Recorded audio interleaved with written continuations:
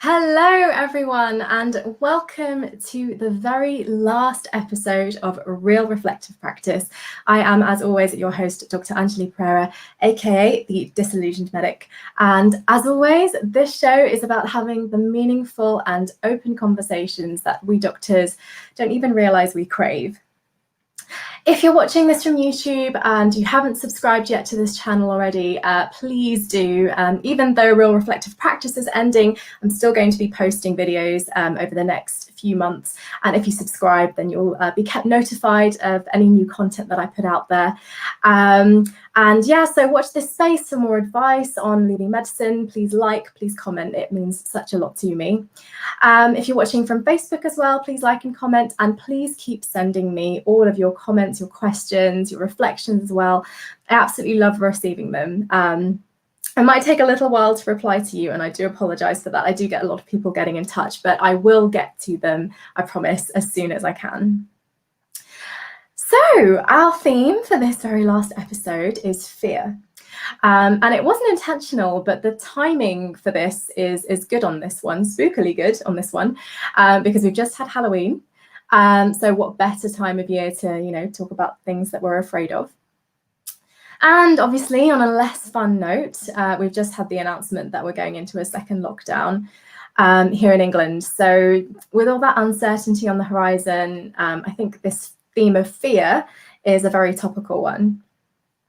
As always, I have a special guest with me tonight. Dr. Claire Macaulay will be joining me a little bit later. She's a doctor, an executive coach, a mediator, an educator, and also, on top of that, a person who has worked extensively with doctors who have been through legal issues, disciplinary proceedings. So it'd be really interesting to talk to her. Stick around to hear her story. So she'll be on the show a bit later, as I mentioned, but first, as always, let's kick off with an audience reflection. This was sent to me by someone I'm going to call Googling Leaving Medicine. And they write, "Hi, Dr. Pereira. I somehow came across your YouTube videos whilst Googling leaving medicine. A lot of what you said really called out to me, and it felt reassuring that I wasn't the only one who felt this way about medicine. You also talked about how you were worried that it might not be greener on the other side, but actually, although your new role is stressful, it isn't the debilitating type of stress that you had when you were in medicine. These are all things I've really been thinking about lately, and it was really reassuring to see I'm not the only person who thinks this way. Being around medics, you often feel that everyone just gets on with it, although many don't enjoy it too. I took a year out of after F2 to give myself a break I felt I desperately needed, and did a handful of locums. I've gone back to medicine as a GP trainee, but I can't help feeling that I'm not where I want to be. I really dread the night shifts and the on-calls, and keep telling myself to push through, and it's only 18 months to get through before I do GP. However, 18 months feels like such a long time, and I'm not even sure if GP is what I want to do. I did enjoy it as an F2, but the demands from an F2 I know are completely different. How did you make the decision to leave? Was it overnight, or did you take some time?" Oh, thank you, Googling Leaving Medicine, for your email. It's really funny, actually, that you mention looking on Google for alternative options, because this is exactly what we all do when we reach this point of career questioning as medics, or even career crisis. I did the exact same thing. As I talked about on previous streams, I did the whole Googling thing. I looked for any information, any support, any guidance I could find. Some of it was helpful, but oftentimes it just gave me lists of, jobs that have something vaguely to do with medicine. And frankly, that's deeply unhelpful. But I'm so glad that your search led you to something more productive. I'm so glad that it led you to, my videos, and I'm really, really happy that, they're helping. And as I said in my email back to you, so much of what you say resonates with me, because I felt exactly the same way as you. I saw everyone else getting along seemingly fine. I guessed I must just be weak or something, I convinced myself that the reason that I was so exhausted and so stressed out all the time and struggling so much was that I just wasn't strong enough. I wasn't smart enough. I wasn't good enough at this to make the cut. I think deep down, I I knew it was more complex than that. I had an inkling that I was unhappy in medicine because it simply wasn't the right thing for me. But, like you, there was this huge question: is the grass actually greener on the other side? And you asked, how did I make the decision to leave, and was it overnight? And, absolutely not would be my answer. It was definitely not overnight. I had those feelings for years and years. I think first day of medical school, I had my doubts, and if I'm being honest, probably even earlier than that. But it takes a long time to be ready to make those decisions sometimes, and it took me a while to get to that place where I felt I could act on those feelings. And that was partially down to me going through some personal stuff, partially because the recession happened while I was in medical school, sort of right in the middle of it. And I was scared, I was scared of the consequences of the economy taking a downturn. I was grateful for a stable and seemingly steady career that was, recession proof, as it were. And also there was this part of me that just wanted to see it through. I wanted to be absolutely sure I was making the right choice, So there were a lot of personal, circumstantial factors that played into that decision to stay and keep going, really. But then through a strange stroke of luck, I got called up for jury service while I was in my F2 year. And that gave me 2 weeks off work, which was, oh my gosh, was that needed? Desperately needed that forced break. But it also gave me a moment to think and actually reflect properly on my life. And I wrote my resignation letter at the end of the first week. So, that's one of the reasons I bang on so much about reflection and reflective practice is because we don't often tune into how we really feel. And partly because we don't have the time and space to do that, but I think also partly because it's scary. It is scary to face the reality of being miserable in your job, and especially when it's a profession that you have poured so much of yourself into. That's terrifying. But what I would say now, having gone through it, I think it's better to know.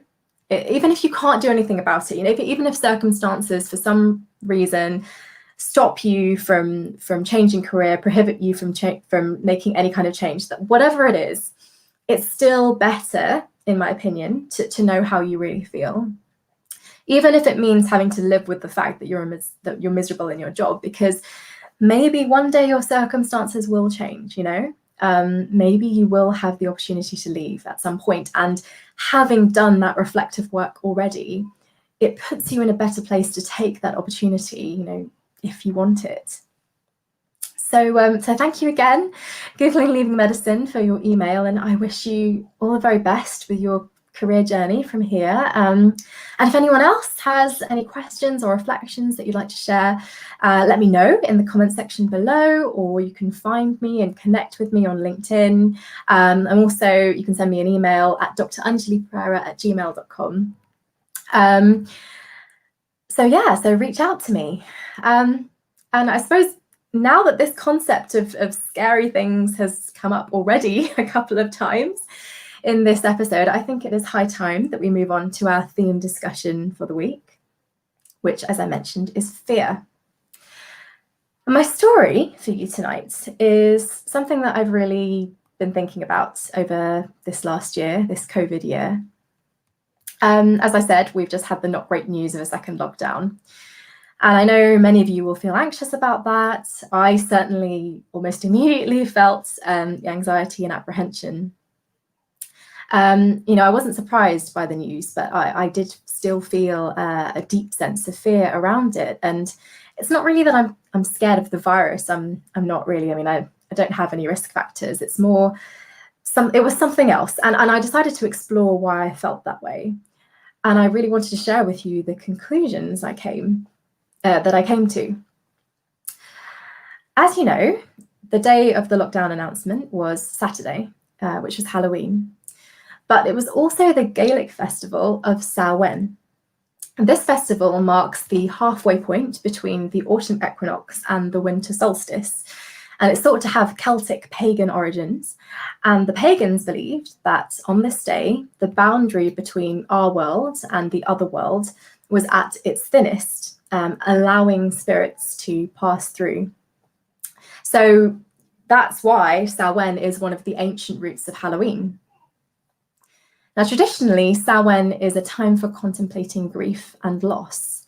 It's for mourning, for letting go, and as such, it's a festival I've personally celebrated for many years now, in my own way, because for me, making space for grief is so important. But the thing about grief is that it's tiring. As important as it is to delve into those emotions and not ignore them, it can also leave you feeling quite raw. It would be exhausting and unhealthy to live in that state constantly. So we need to balance our grief with other states of mind in order to just keep ourselves functioning. And for me, my opposing force to grief has always been distraction.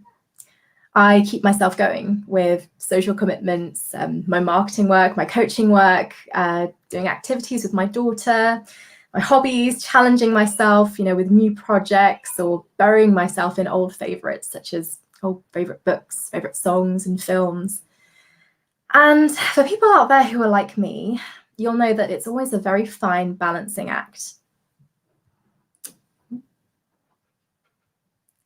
Apologies.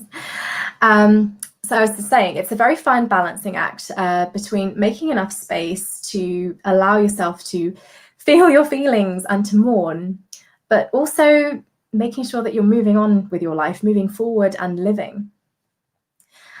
And I think that's the reason I was anxious about the second lockdown, because during the first lockdown, one of the reasons it was really hard for me was that a lot of my distractions got taken away.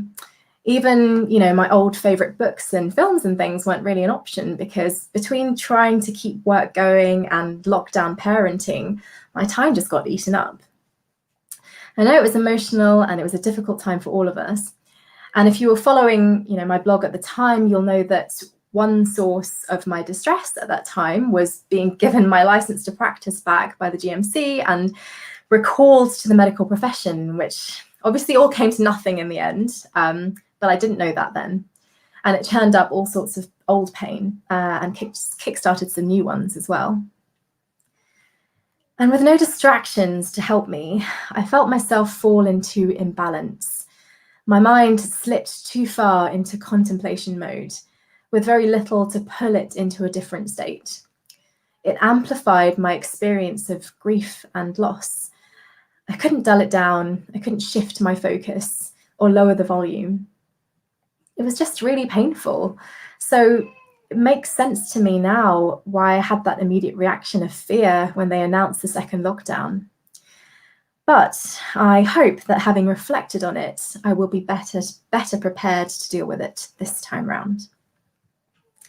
So I'm really looking forward to discussing this theme of fear tonight. And to do it with me, I have my very last guest for the season. And we're going out with a bang because it's the wonderful Dr. Claire Macaulay. After her training in oncology, Claire changed career and worked for the Medical Defence Union for a number of years, where she supported and defended doctors who were going through the process of disciplinary and legal proceedings. She's also very experienced in training HR professionals to create more compassionate workplaces and to manage conflict. And to boot, she is a qualified mediator, executive coach, and the founder and chair of the charity Scottish Action for Refugees. She's also recently returned to clinical practice as well. So she's come full circle, which is fascinating. So I've been so looking forward to chatting with her. So let's bring her on without further ado. Claire, welcome.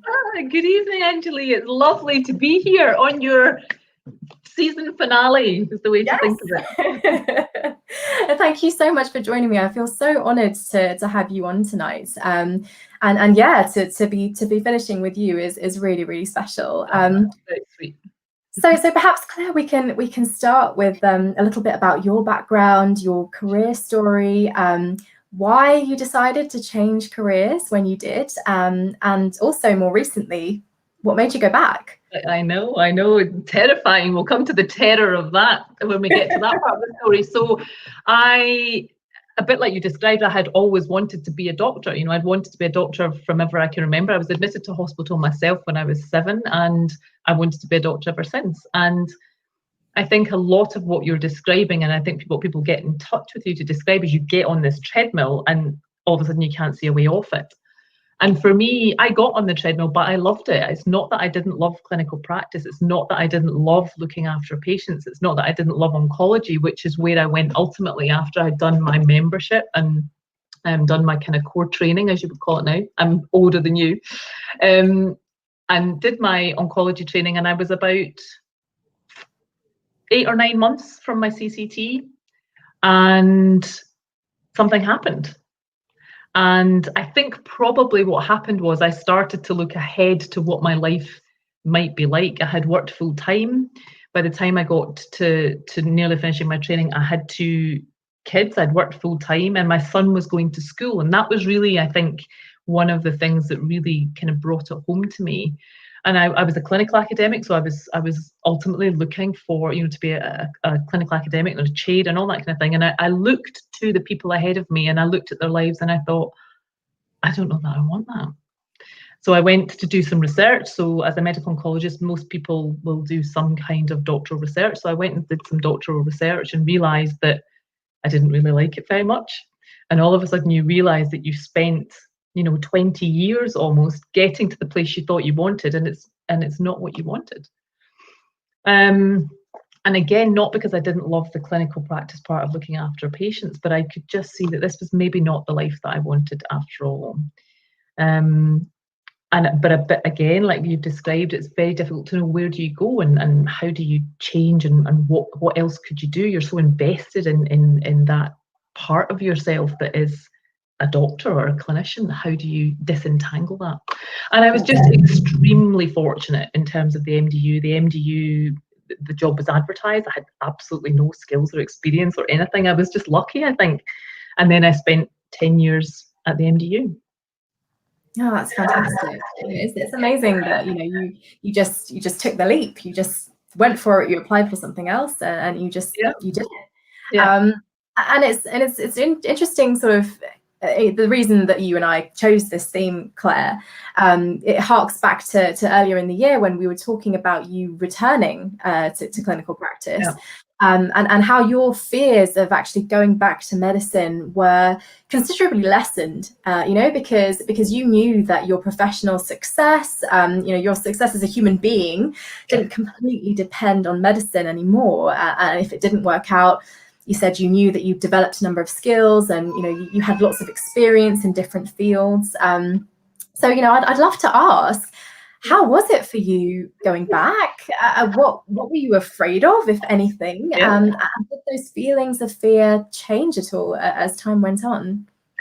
Yes, I think so. So by the time I went back, well, what happened was that I decided to leave the MDU. I'd been there for 10 years, and as you and I were discussing beforehand, I get bored quite easily, and it was a great job. I loved it. I had a great time, but I'd done 10 years of it. And also, as you discussed about that kind of reflective practice, you know, I went to the MDU because it gave me a lifestyle at that point that I needed.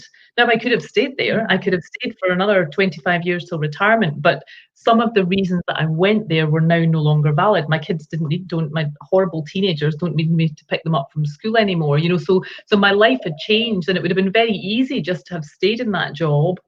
But that period of reflection, going, is this really what I want now? And I think if we don't stop and intentionally make plans for the future, or even intentionally look at what we're doing right now, then your life happens to you anyway. So I could just have stayed, but I was ready for some changes. I was ready to try out other things. I knew there was other skills and other things I wanted to try.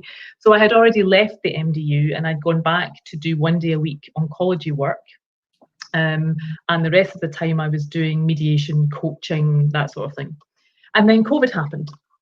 And one of a number of things kind of came together all at once, and I offered to have my oncology time seconded out to the front line if that was helpful. And I also have another job as a national lead for education in a concept that's called realistic medicine, and they also offered to second my time out. And I said, that's fine, second my time out. And the hospital I was seconded to said, can you work here the other 3 days of the week as well to get us through COVID? And I'm still there. So the first day of tipping up in a general medical ward, when you haven't worked in a general medical ward for 15 years by this point, Oh my gosh, that must have been bizarre. was slightly terrifying. Well, it wasn't slightly terrifying, it was utterly terrifying. And you know, just even walking up the stairs, the physicality of fear, which is something a lot of the work that I do now is about embodied work, and how do we help people really listen and tune into what their bodies are telling them, rather than always relying on up here. You know, I'm walking up the stairs, my heart was racing, my palms were sweaty. You know, I thought, am I going to be able to do this again? And I've loved every minute of it. Do I want to do it forever? No, but I've loved every minute of being there. And I think what I've learned a lot over making changes, which is often where people really have the fear, is about making changes, that you can't know what's going to happen, but it can be exhilarating. You know, it can be hugely exhilarating to try and work with that fear, recognize that that fear is trying to tell you something, and deciding whether what it's telling you is helpful to you or not, and how you choose to interpret that. So I've going back, I realized that I think there is something about once a medic, always a medic to a certain degree. I think that, and I think that maybe come down to personality, maybe it's training and conditioning, it's hard to know, but I went back quite a different doctor to the one who left, partly because of my experience at the MDU, but partly also because I recognised that I only wanted to do this job if I could be the type of doctor that I wanted to be. And I'm only prepared to do it if I could be that compassionate, listening, open, available doctor that I know patients benefit from. And that was a promise that I made to myself at the point in time where that is no longer happening. Then I don't want to do this anymore. Now I'm lucky, I've got a business and a career and things I can go back to. But I think anyone can make that commitment to themselves. I'm going to be the best doctor I can be for this patient at this particular point in time. It doesn't mean to say you have to be the best doctor. It just means you have to be the best that you can be in that time. Yeah, and that's so important, and understanding how, it's so cliche, be true to yourself, but I think it's so difficult because we often don't know what we're being true to if we don't do that personal reflective piece, right? And I think it's so easy as well to get caught up in the culture of the NHS, which actually is not particularly helpful for patients or for staff. You know, there's a big push now towards this concept of compassionate care. Well, actually, compassion has to start here. And if we don't train healthcare professionals to exercise compassion for themselves, how do we expect them to exercise that compassion for other people? But that can be quite terrifying for individuals. It can be quite fear-inducing for individuals to think, how do I turn up at work and be that compassionate doctor that I want to be when it feels a little bit out of kilter with how everyone else behaves, for example? So for me, some of my fear about going back was, am I going to be able to be the kind of doctor that I want to be? Or are people going to go, what is she doing? Why is she spending an extra 3 minutes talking to that person? Or why is she prescribing, well, I got a bit of a reputation for prescribing wine and whiskey for patients who were palliative, and I would go, well, why can't we do this? We had a number of patients who came into hospital who we knew were never going to leave, either not necessarily because they had COVID, but because they were new diagnoses of terminal cancer, for example, and because of COVID, were not going to have anywhere to go. And so, some of my fear was bound up in, I know the type of doctor that I want to be, and I'm committed to that, to being that kind of doctor, but actually, is there going to be room for that? And I was pleasantly surprised that actually there is room, and sometimes it is just about being brave and doing the thing, being the doctor that you want to be. We had a wedding on the ward, and they were like, what are you doing? It's a bit of a COVID pandemic. It's like, this man's dying and he wants to get married. We're going to have a wedding. And some of it is just about being brave and saying, this is how we want to be. This is how we want to look after people, and I'm going to stick up for that. But there was an element of fear around. Are they going to think, who is this person? What is she? What is she up to? But it paid off, and interestingly, it's had other ripple effects throughout the ward that I've been on as well, in terms of other people see it's okay. If you are prepared to do the thing, other people see it's okay to do the thing. And I think that's a big important part about fear as well, is about if we're prepared to say that we're scared, it makes it okay for other people to say that they're scared too. And it's really helpful to open a conversation and a dialogue around that, I think.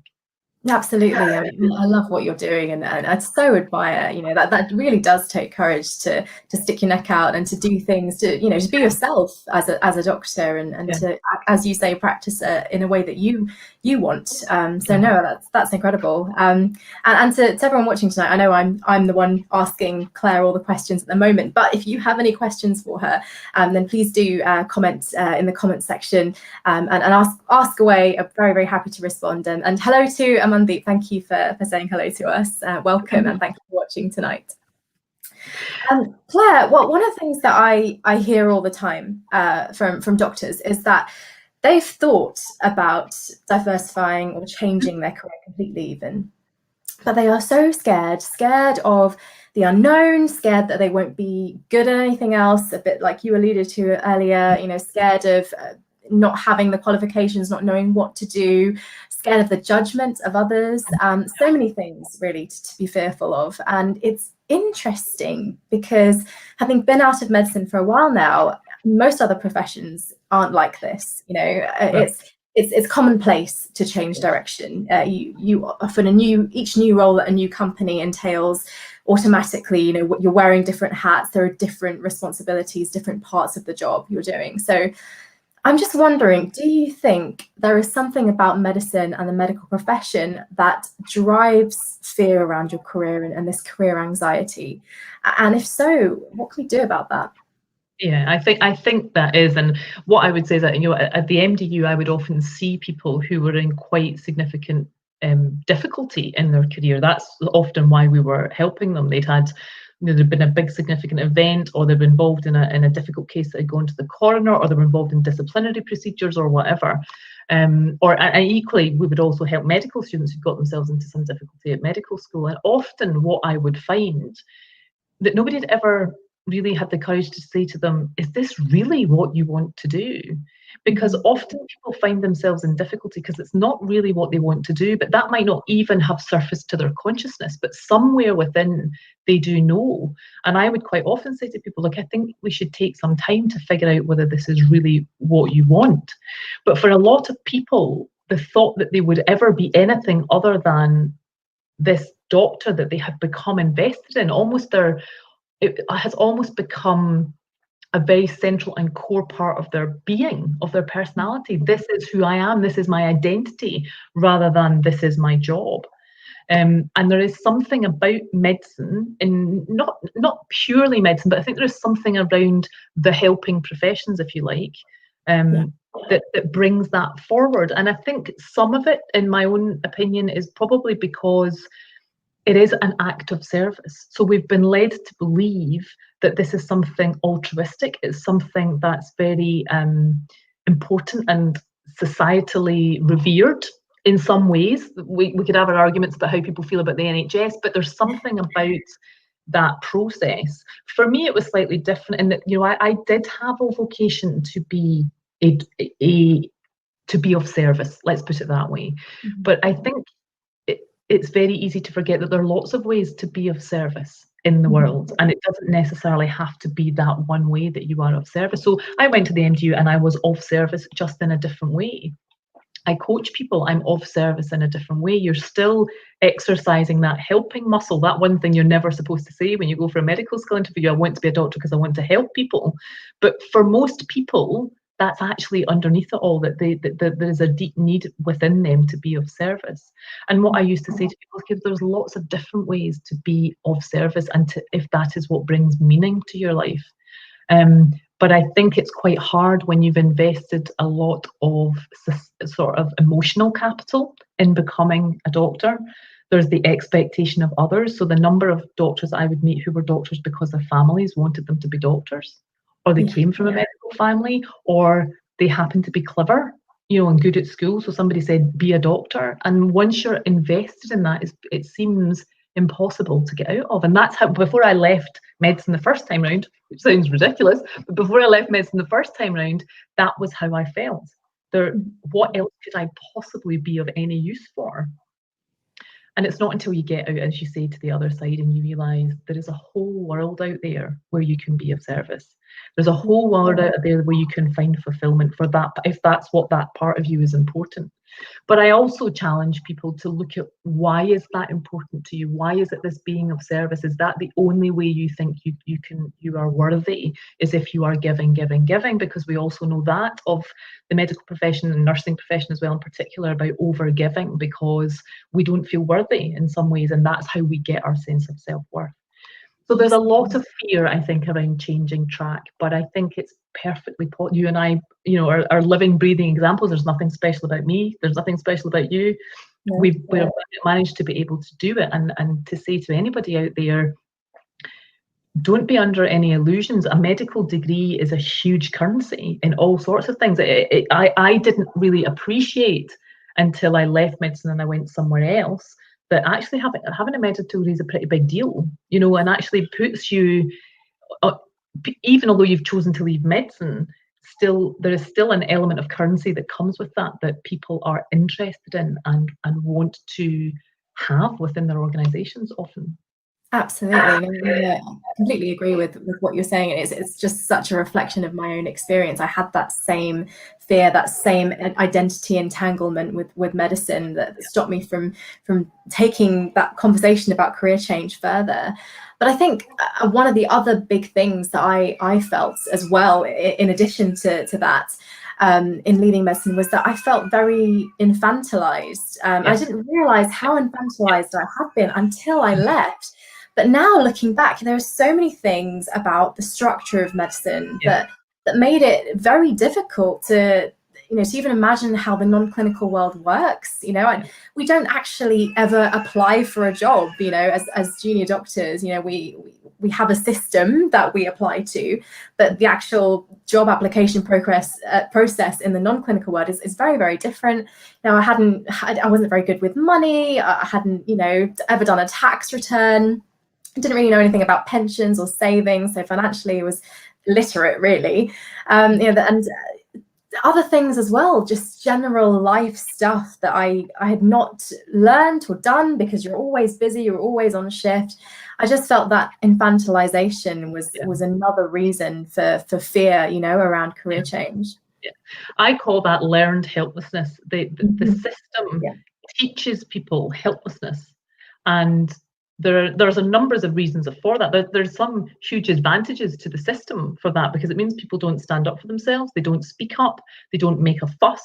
But there is a learned helplessness comes with being in a big organisation, almost being institutionalized within a big system like that.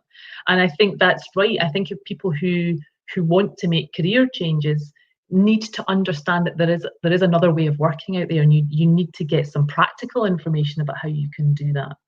I think one of the other things is also when I'm talking with doctors around career changes, figuring out what is it, are you just trying to get away from something? And if it is, if something you're trying to get away from, what is it that you're trying to get away from, and what is it that you want to get to? Because I think the system does burn people out very quickly, and they just think, I can't cope with this part of it. But there may be other things even within the NHS, within medicine, where you may feel more comfortable. But I think you really need to know your own whys. The kind of concept of 5 whys. Why is it that you want out of here? Why is that? Why is that? And why is that? So you really start to get to the granularity of what is it that I really want out of my life? Because a lot of medics have never even thought about that. They've not thought about what they want out of their life. They get on the treadmill when they're 18, or later if they go as a graduate. But they get on the treadmill and suddenly they realise there's somewhere they had no idea what it was going to be like, and it feels too late. But it really isn't too late. But you do have to contend with a lot of fear in that process. And I think one of the things that I say, when I say to people is, the acceptance of it, you are going to feel fearful. It's not, you would be odd if you didn't feel fearful around changing your career. The fear is part and parcel of the process. And waiting for someone to turn up with a giant Amazon box of courage. That's not going to happen, you know, so that I think people think that they have to stop feeling the fear and that will be the right time. Well, having done it a number of times now, the fear will never go. The fear wasn't, you just have to accept that you will feel fearful and do it anyway. Absolutely, it's about embracing that fear, right? And I mean, it must be something that this theme of fear is. It must be something that is so familiar to you, having, as you said, worked with the MDU, defended doctors going through legal proceedings and supporting them. And I just wonder, could you tell us a bit more about, you know, that part of your life, but about your work? What sort of cases did you work on, and what was it like for your clients to be under that kind of scrutiny? I mean, it is every medic's biggest fear, I think, being referred to the GMC. I think sometimes the single biggest fear in their life is being referred to the GMC, even, you know, even over things that may happen to their families or whatever else. I think because it feels very omnipresent. I think a lot of people feel under scrutiny around their professional capabilities quite a lot of the time, and then you're working in a system that doesn't feel safe. So both of those two things together make people very fearful, I think, for their career. And of course, being referred to the GMC is terrifying. I mean, there's no other way to describe it other than being terrified, because the minute something happens, in my experience, where people go to is, I'm going to be struck off.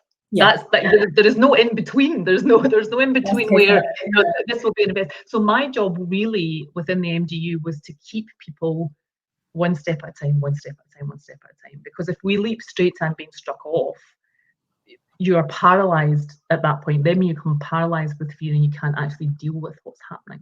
Mm-hmm. But there's no doubt about it, you know, that a GMC investigation is a really unpleasant and terrifying experience for the doctors who are subject to it, particularly for the doctors who may be interim suspended by the GMC. So let's say there's a really serious allegation, often, you know, maybe a serious allegation about competence or about a health issue, for example, where it really was, you know, the GMC felt that the person needed to be suspended whilst there was an investigation, or the other one where there's charges of sexual assault made against somebody. Often the GMC will suspend somebody whilst they're doing the investigation. So, you know, those doctors might not be able to work. You know, if they're suspended by the GMC, you certainly can't work as a doctor. And if you're a locum doctor, then you don't get paid either. So there's lots of fear around simply the certainty that you had of a job and an income and all of those kind of things can disappear overnight. So there are reasons to be fearful, absolutely. But that said, you know, the vast majority of people who come anywhere near the GMC have a good outcome, you know, so there's less than 70 people a year are struck off over, you know, 200,000 doctors who are registered with the GMC. So the actual likelihood of an outcome of you being struck off by the GMC is relatively small, but that doesn't take the fear away, because that's what everybody anticipates, you know, will happen if they end up at the GMC. So a lot of my job at the GMC was about just trying to help people manage the process emotionally, and you remediate for the mistake and you apologize for the mistake and you do everything that you can to make sure it doesn't happen again. That is all the GMC really are interested in. Do you have insight? Have you done something about it? Have you apologized? Now, so the vast majority of us will make mistakes all the time. You know, we make mistakes all the time. The important point about that is, do we recognize that we've done it, and do we then take the appropriate steps afterwards? For some people, that is difficult. And there are some people who will continue to assert that they did the right thing, even when 25 other people are telling them that it's the wrong thing. Mm-hmm. So my advice, I think, really to any doctor is that if anybody ever comes to you with some concerns, your first port of call should be, I need to look at that. Whether you agree with them or disagree with them, but it has to be that reflective piece, to reflect on feedback that you're given. Because for one person who comes and tells you that they've got a problem with something you've done, there's likely to be others who just haven't said anything to you. So I used to say to doctors, you know, if you get feedback like that, where somebody's suggesting you might want to brush up on some skills, or that you maybe didn't handle things as well as you might have done, or that you made a mistake, is that you really try and take that as a gift, because it is a gift. It's an opportunity for you to have that reflective moment and to make sure it doesn't happen again. For some people, that's very difficult. for all sorts of reasons, it can be very difficult because, again, often because we're very invested in being right. Most of us are fairly invested in being right, but we're also invested in our views of ourselves as being good doctors. Mm-hmm. And we can't all be great doctors all the time. We will all make mistakes, but some people find that very hard to admit. Yeah. So a lot of what I did would be trying to help people to develop insight into the fact that, you know, what they did wasn't ideal, or the way they spoke to some. Often it would be how they then handled what happened after the mistake. You know, so people can be very defensive. People may try to cover it up, which of course is the worst thing you can ever do, because the actual issue itself might not have been a problem, but trying to cover it up now calls your probity into question. So it's a lot of what I would do would be about trying to manage people through the process. And a lot of that was about managing their fear of what the outcome of the process would be. Nice. I mean, it's absolutely fascinating to hear about that. I mean, I personally never went through anything like that when I was a doctor, but I can so vividly imagine what that must feel like, because as you say, it is every doctor's nightmare to be hauled up in front of the DMC or have to go to court. And I mean, it was part actually of what drove me to disillusionment with medicine, because I felt, as so many doctors do, you know, that this need to practice defensively, right? And always looking over your shoulder. I hated that feeling so much, that I hated the feeling that colleagues or bosses might throw me under the bus, you know, if something were to happen. And I talked about this with Adam Harrison a few weeks ago, actually. It feels like since big cases like Chris Day, Hadiza Balgaba, that fear has only magnified within the profession. So, I mean, what would you say to doctors who are feeling crippled by that fear, you know, who are no longer enjoying medicine because they're so constantly aware that they might be sued or stripped of their license to practice? I think that some of that is what takes people away from what their true core purpose was, why they did it in the first place. So they know within themselves that they have this doctor personality that wants to help, that wants to do things, but there's a cognitive dissonance between that and how they experience themselves at work, and how they feel the culture doesn't support them to be that kind of doctor that they really want to be. And then they forget that that's the kind of doctor that they really want to be, and the behaviors become very ingrained, and that's how we all behave. And that's how we all begin to practice medicine. And the problem is, the more defensive other people are, the more defensive you become. And it becomes this really difficult cycle. And I'm not sure that I necessarily know that there is a one straightforward answer to how we deal with that. But I think some of that is about cultural change, and it's about how we think about medicine and what our role is and what we're trying to do and what we're trying to achieve. And some of the work that I do in Scotland around this concept of realistic medicine. So realistic medicine is a conceptual idea that has a number of things that we will all be doing by 2025. And one of the aspects of that is about managing risk better. And it's this idea that we recognize that we overly defensively practice medicine. And the more overly defensively you practice medicine, the more harm you're going to do, because medicine will always have a risk of harm. No matter what we do, no matter how good a doctor you are, there will always be a risk of harm to people.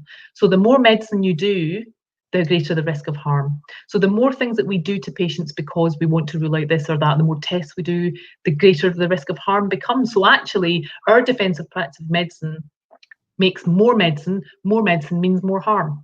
So actually, practicing defensive medicine, we think is going to make us feel better, but it doesn't. We think it's going to make patients safer, but it doesn't. So there has to be a whole dialogue around how we manage some of that, and how we manage people's fears, and how we manage patients and expectations of what they really want to get out of medicine. So I don't think there's an easy answer to how we do that. I think what I can say to individual doctors is that be the kind of doctor you want to be. Be the kind of doctor that you want your mum, dad, sister, brother to meet when they turn up at work today, and decide every morning that that's the kind of doctor that you're going to be. Because it is very easy within a culture to just become like everybody else. But we don't need more of everybody else. We need who you are as a doctor, as an individual, and try and hold on to that. No, I mean, I love that, and it's so interesting to hear you talk about it like that, because when you put it like that, it makes so much sense, and it feels like it would be easy to build this into training, into our everyday practice, into the way that we teach each other as doctors, building this kind of conversation in. And yet I don't remember really having much of that kind of reflection, there was never any time, there was never any kind of desire almost to do that kind of thing. It was just sort of get on with the job, as it were. So I feel there is a lack of that conversation happening in medicine. Yeah. I think that's right. And I think, we do train people to do a thing. So we're training people to do a thing, but I think there is definitely room for different flavors. Now, that's not to say that you can just, willy-nilly ignore guidelines. That's not what I mean, but I'm talking about the quality of the interaction that you bring to the medicine that you provide, and the care that you provide to people. And I think care is a really important part of that. We know that people who are looked after and cared for compassionately do better than people who are not. So if you went into medicine because you want to help people, some of the most important helping that you can do is in that relationship that you have with whoever that patient is in front of you. And it is very easy to lose sight of that. And I see it now when I look at the FY doctors on my ward, it happens very quickly. That loss of sense of understanding about who I want to be as a doctor almost goes before it starts. And I think, what I hope to offer the juniors that work with me is a sense of going, you came here to help people, and actually your helping is often in the relationship that you have with them, how you speak with people, that extra 30 seconds that you take, and also importantly, finding out really what matters to them, what is a good outcome for them. And we focus a lot on this in the concept of realistic medicine, and I very much hope that our junior doctors who will coming through will really grasp that. Even although the way they practice might look different to their seniors, I'm encouraging them to do that. I'm encouraging them to say, look, you need to know what matters to this person. There are two experts in a consultation. You have the expert in medical skills, but they are the expert in their lives. And if you don't know what's important in their life, whatever you do may be completely meaningless, because if it's not what they're invested in, then they're not going to do it. So really overcoming that fear of bringing your personality, bringing your whole self to work. And that's a lot of what I do, is about teaching people how to supporting people to bring their whole self to work. You came here because you wanted to do a job, you were driven by a vocation, so come and do it. And don't worry too much about what other people think of how you present yourself as a doctor. Yeah, no, I mean, it's a vicious cycle in many ways, because we talked a little earlier about how you lose that sense of self. Your identity becomes so entangled with medicine that your conversations with yourself about what you want and who you are and your values and all this kind of thing, which actually would enhance your practice and benefit your patients. Those are things that are eroded, almost from day one of medical school. So it's interesting to think about, how those two things are linked. Yeah, and I think that does require taking personal responsibility for your own personal reflection, and that's not something you can train people, I think, necessarily to do. I think that is so. I also used to get laughed at when I was at the MDU, because I sent all of my doctors to therapy. I would say to them, if you really thought about whether you might get some counselling or get some therapy to try and not just that, but disentangle about how you feel about this or about that, because I think that's so important. If we want to be able to give to people, we have to understand why we are doing it, and we have to understand what it is that drives us. And you need an element of self-reflection and awareness, I think, to be able to do that. A bit like fear, you need to recognize that you're fearful, so that you don't make decisions from a place of fear unconsciously. And so I see that quite a lot, as well as people. You talked about distractions earlier being a good thing, and I think to a certain degree that's true. But a lot of people use distractions to keep themselves away from their fear, and then don't make any decisions. And so if any of the people who are watching this out there are feeling stuck or procrastinating about something, underneath that stuckness and that procrastination, there is an element of fear. And if you want to know what to do for the best, you need to dig into, what is it that I'm really fearful of? Am I fearful about not having money? Is it, because medicine, as you said, is a relatively financially stable situation. Am I fearful that have I got money worries? Even though I've nothing to worry about, am I doing this stable job because that fulfills that stability part of me? So I think unless you really dig into your own personality and what I call it guddling about in the shadows. So guddling is a Scottish word for kind of grubbing around. Guddling, I love that. Guddling about.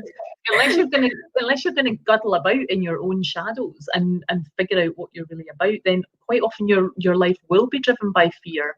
And you're not even aware of it. Mm-hmm. Yeah, I'm gonna take that. I'm gonna keep that word, guddling.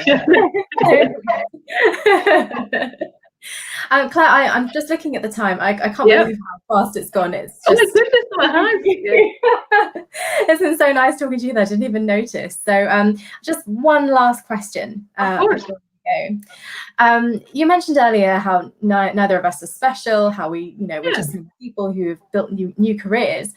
One issue that I come across with disillusioned doctors is that nowadays it is possible, more possible than it was a few years ago, to find lots of examples of people like yourself who have done amazing, interesting things, with their careers, either within or outside medicine. Perhaps they've developed portfolio careers, or in your case, both.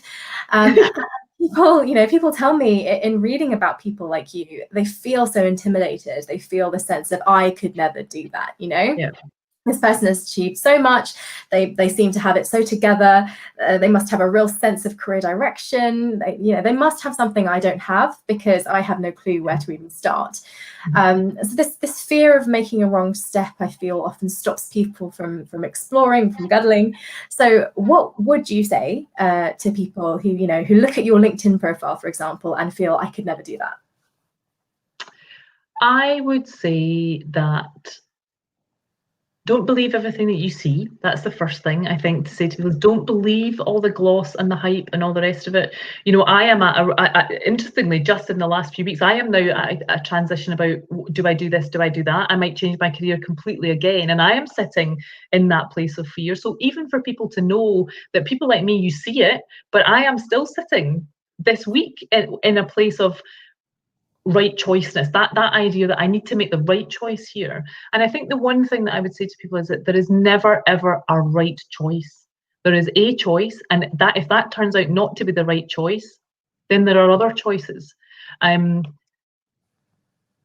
there's a phrase that I quite often use with my clients, which is, it will all work out in the end, and if it hasn't worked out, then it isn't the end. You just keep making, you just make another choice and another choice and another. There will never be the right choice ever. You just make a choice and you see how it goes. No, I think that's I absolutely love that quote as well. I think it's brilliant, and what a lovely way to end our conversation. Claire, thank you so much for joining me tonight. It's been amazing to have you on. And if people would like to get in touch with you or find out more about your work, where can they do that? Probably the best way to get me is to get me via LinkedIn. My website and my email address and everything is there if people want to do that. Absolutely, I'll be delighted to hear from anybody if they'd like to get in touch. Brilliant. Thank you so much, Claire, and take care. Thank you for having me, Angela. Take care. Bye. Bye-bye. Oh, wasn't that amazing? She's so lovely. Oh, that was just such a lovely way to end this season of Real Reflective Practice. I feel really weird doing this last outro, this last goodbye. It won't be goodbye forever, because obviously I'm planning season 2 coming sometime next year. But as this season ends, I want to say a massive thank you to a few people, everyone who's been a part of this show, to my lovely Disillusioned Medic team. Thank you so much for your hard work on this brand and for all the amazing things that you do. I so appreciate you. To those friends and family members who have been so supportive of this initiative, thank you for being my cheerleaders and for supporting me. Special shout out to my husband for looking after our daughter and making me dinner while I'm broadcasting. I really couldn't do this without you. And also shout out to Hannah, my best friend, for giving me the idea in the first place. Thank you for always pointing out the things in me that I can't see. But my biggest thank you of all really has to go to you, my amazing audience. Thank you for your participation, for sharing your stories with me. It's been an absolute privilege to make content for people like you. And I hope you've enjoyed this season as much as I have. As I said, season 2 will be back next year. We haven't exactly decided when yet, but stay tuned, stay up to date with the latest Disillusioned Medic news. You can follow us on social media, on Twitter or Facebook at Disillusioned Med. We have some exciting ideas and plans in the works that we'll be sharing in due course. And we'll also be continuing all the conversations that we've had so far as well. You can also find me on LinkedIn, so connect with me there. You can connect with Disillusioned Medic on LinkedIn as well. And if you want to know more about my coaching, my career journey, and the rest of the team, please go to our website, thedisillusionedmedic.com. We recently had a funky new makeover from our brilliant and incredible webmaster, Dr. Hannah Ali. So check it out. It's amazing. So that's all from me. Thank you again. Take care. Stay inspired, and I will see you very soon. Bye-bye.